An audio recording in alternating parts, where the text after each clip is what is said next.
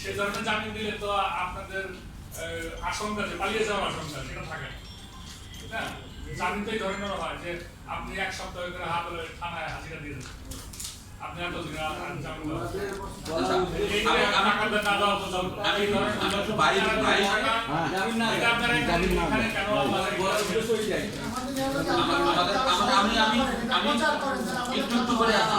ভাইয়ের কথাটার মধ্যে আমি প্রথমে আসি। ভাই যেটা বলছে যে আমাদের কাছ থেকে উনি টিকিট কিনছে, সারা বাংলাদেশে উনি টিকিট সেল করছে।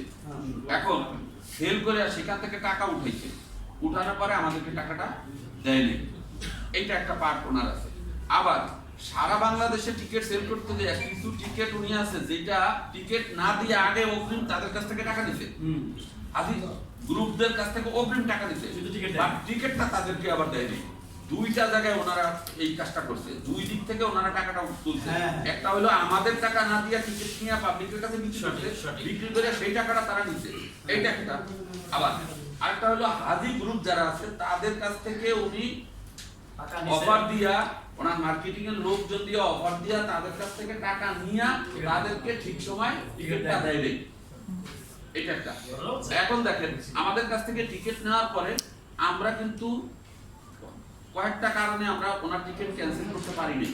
ক্যান্সেল করলে কিন্তু আমার হয়তো আমি এখন 2,57,000 পাই, আমি হয়তো 7 লাখ 8 লাখ 10 লাখ পাইতাম যদি টিকিট ক্যান্সেল করে দিতে পারতাম। কিন্তু গভর্নমেন্ট সেই সময় গভর্নমেন্ট একটা নিয়ম করছে যে টিকিট ক্যান্সেল করা যাবে না, যার জন্য আমরা এটা করি নাই। এক।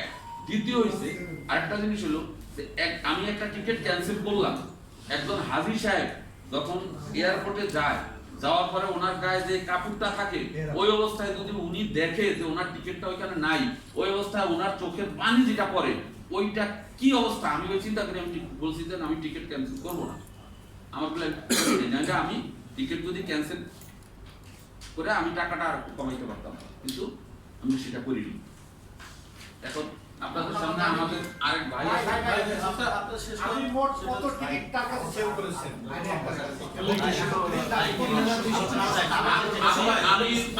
আমি ওনাদের কাছে আমরা সরকারের কাছে চাচ্ছি, সরকার এবং আইনের কাছে যেটা চাচ্ছি যে ওনাদেরকে যেন কোনোভাবে জামিন না দেয়।